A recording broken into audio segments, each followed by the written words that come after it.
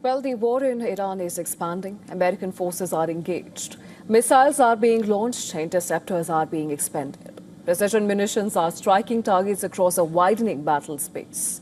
And with every salvo, questions arise whether the US and Israel are running out of critical air defense weapons. Our next report decodes if US and Israel are running low on stockpiles. Take a look.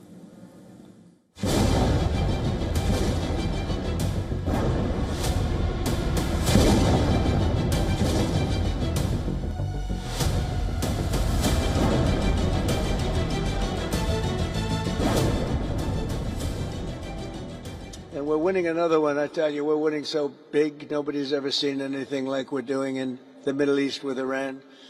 And they are negotiating, by the way, and they want to make a deal so badly, but they're afraid to say it because they figure they'll be killed by their own people. They're also afraid they'll be killed by us. President Donald Trump has declared that the US is winning the war. But that's not the situation on the ground. Iran is packing multiple waves of missiles to carry out deep strikes in Israel and US bases across the Gulf countries. From Ben Gurion Airport in Tel Aviv to Dimona, which is home to a sensitive nuclear facility, have been on Iran's target. Kafr Qasim is on a direct line with Tel Aviv, Petah Tikva, Ramat Gan and Rosh Hayin and nearby areas, which means most of the missiles that come our way pass over us. This isn't the first time, it has happened before. About a week or two ago, there were also shrapnel falling here in the town.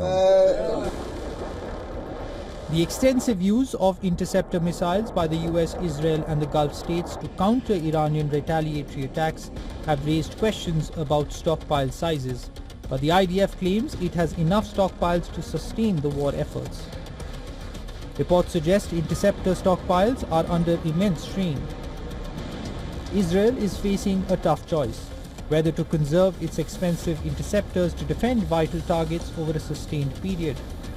US Patriot systems have fired 943 interceptors in the first 4 days of Operation Epic Fury. Now, to put that in perspective, American factories need a year and a half to produce about 900 interceptor missiles. The extensive use of THAAD interceptors have reduced the limited stocks. The US Congress report claims it could take 3 to 8 years to replenish the THAAD missile stockpile, each of which approximately costs $12.7 million. Now, Pentagon is scrambling for more weapons. 3 emergency deals have been signed with defense giants to ramp up production.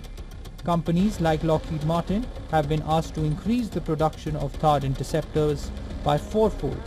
Experts say factories cannot instantly match battlefield demand. While missiles are being fired in minutes, they take years to be built. On the other hand, Iran's arsenal has also depleted. Continuous Israeli and American strikes have destroyed Iranian firepower.